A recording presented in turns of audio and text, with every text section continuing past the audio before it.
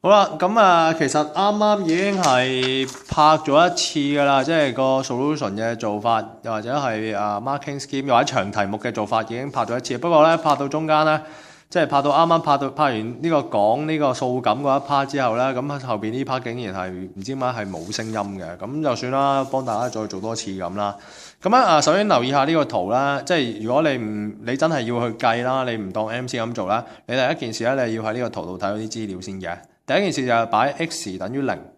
然後咧你計到 a 等於3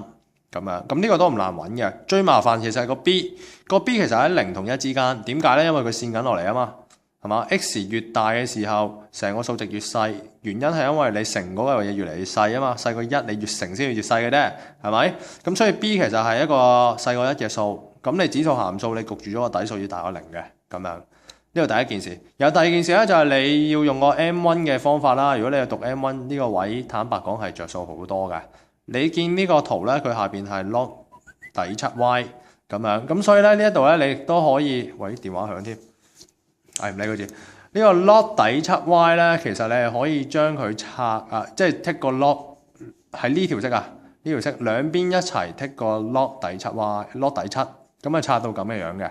拆到咁嘅樣。咁其實呢一個樣有咩好睇咧？其實你留意下佢係扮緊一條直線方程嘅，你望下佢根本係扮緊 y 等於 mx 加 c 啊 ，y 等於 mx 加 c 嘅。換句話講，呢嚿孤零零冇 x 黐住呢嚿咧，其實係個垂直逐節距嚟嘅。咁你擺個3落去咯，你擺個3 a 係3啊嘛，係咪 ？a 係3咧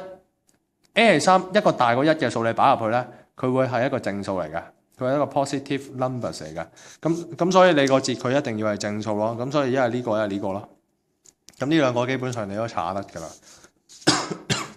sorry 啊，咁然後 B 咧 ，B 其實佢係一個細過1嘅數嚟㗎嘛，係一個細過1嘅數啊嘛，咁所以呢個就好盞鬼啊，呢個咧你就要係變咗做負數嘅，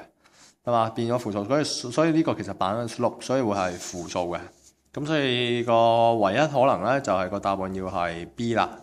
咁樣，其實呢個方法會相對穩陣過頭先嗰個靠數感嘅，因為靠數感其實係可以 fake 你嘅。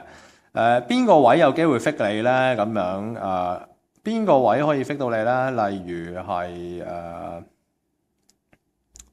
例如呢個數咧，如果我轉咗唔係7啦，即係呢個數個題目呢幾條轉咗唔係7啦，如果轉咗1/7嘅話咧。